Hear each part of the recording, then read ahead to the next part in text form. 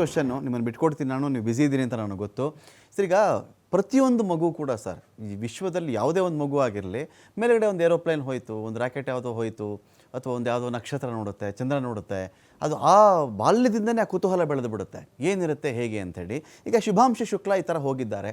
ಅನೇಕ ಮಕ್ಕಳಿಗೆ ನಾನು ಒಬ್ಬ ಕಾಸ್ಮೋನಾಟ್ ಅಥವಾ ಆಸ್ಟ್ರೋನಾಟ್ ಆಗಬೇಕು ಅಂತ ಒಂದು ಆಸೆ ಬರುತ್ತೆ ಅಂದಾಗ ಏನು ಮಾಡಬೇಕು ಸರ್? ಒಂದು ಮಗು ಅದರ ಒಂದು ಡ್ರೀಮು ಫುಲ್ಫಿಲ್ ಆಗಬೇಕು. ಯಾಕೆಂದರೆ ನಮಗೆ 84 ಆದಮೇಲೆ ಬಿಡಿ, ಈಗ ಸುನೀತಾ ವಿಲಿಯಮ್ಸ್ ಅವರು ಬೇರೆ ದೇಶದಲ್ಲಿದ್ದಾರೆ, ಇಲ್ಲಿನ ಮೂಲ ಅಂತ ಹೇಳ್ಕೊಳ್ಬಹುದು. ಇಲ್ಲಿ ಈ ನೆಲದಲ್ಲೇ ಹುಟ್ಟಿರ್ತಕ್ಕಂಥ ಮಕ್ಕಳು ನಾವು ಹೋಗಬೇಕು, ನಮ್ಮ ಮಕ್ಕಳು ನಾವು ಕಳಿಸ್ಕೊಡ್ಬೇಕು ಅಂತ ಬಂದಾಗ ಈ ಟ್ರೈನಿಂಗ್ ಎಲ್ಲ ಹೇಗೆ ಸರ್? ಯಾವುದನ್ನ ಕಡೆ ಫೋಕಸ್ ಮಾಡಬೇಕು ಮಕ್ಕಳು? ಏನು ಓದ್ಕೋಬೇಕು ಅವರು ಅಂತ? ಓದ್ಕೊಳ್ಳೋದಲ್ಲ, ವಿಜ್ಞಾನದ ಬಗ್ಗೆ ಆಸಕ್ತಿ ತಳಿಬೇಕು. ಆಮೇಲೆ ಲೆಕ್ಕನ ಚೆನ್ನಾಗಿ ಮಾಡೋದು ಕಲ್ತ್ಕೋಬೇಕು. ಬರೀ ಸ್ಕೂಲ್ನಲ್ಲಿ ಕಲಿಯೋದು ಒಂದೇ ಅಲ್ಲ. ಇವಾಗ ನೋಡಿ, ಜವಾಹರ್ಲಾಲ್ ನೆಹರು ತಾರಾಲಯದಲ್ಲಿ ಇವತ್ತು ನಾವು live stream of the launch ಅಂತ ಇಂಗ್ಲೀಷ್ನಲ್ಲಿ ಏನು ಹೇಳ್ತೀವಿ, ಈ ಉಡಾವಣೆಯನ್ನ ನೇರ ಪ್ರಸಾರ ಏನಿತ್ತೋ ಅದನ್ನು ಒಂದು ದೊಡ್ಡ ಪರದೆಯ ಮೇಲೆ ಬಿಂಬಿಸಿ ನಾವು ಮಕ್ಕಳು ಒಂದು 250 ಜನ ಮಕ್ಕಳಿದ್ರು, ಮಾಧ್ಯಮಗಳಿದ್ವು, ಎಲ್ರಿಗೂ ನಾನು ಕನ್ನಡದಲ್ಲಿ ಇಂಗ್ಲೀಷ್ನಲ್ಲಿ ವೀಕ್ಷಕ ವಿವರಣೆಯನ್ನು ನೀಡ್ತಾ ಇದ್ದೆ. ರಾಕೆಟ್ ಅಂದರೆ ಅದು ಯಾವ ರೀತಿ ಹೋಗುತ್ತೆ, ಅದರಲ್ಲಿರೋ ತಂತ್ರಜ್ಞಾನ ಏನು ಅಂತ.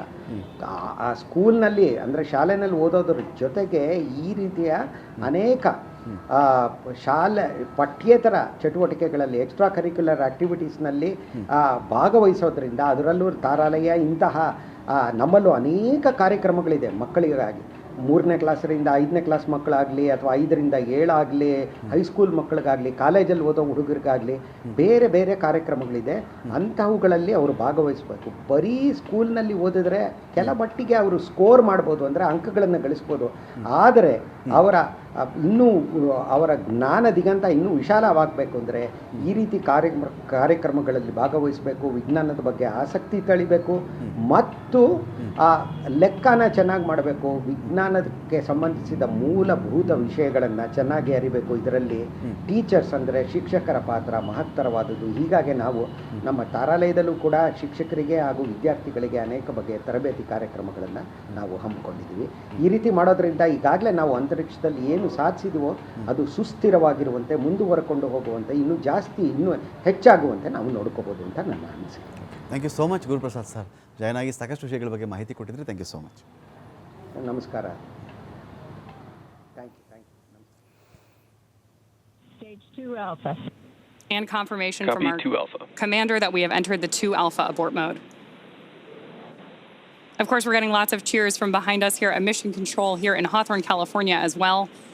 And at this point, our AX4 crew is on their way to space. The view you have on your screen right now is our MVAC engine burning for that second engine first burn.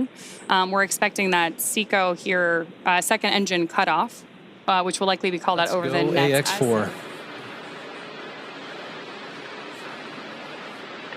15 seconds. T-minus 10, 9, 8, 7, 6, 5, 4, 3, 2, 1. Ignition and liftoff.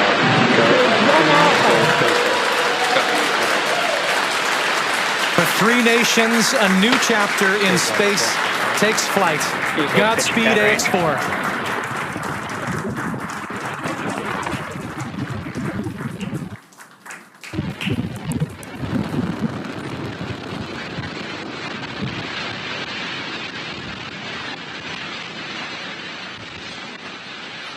T+30 seconds into flight with the Axiom 4 crew on board Dragon, headed to the International Space Station.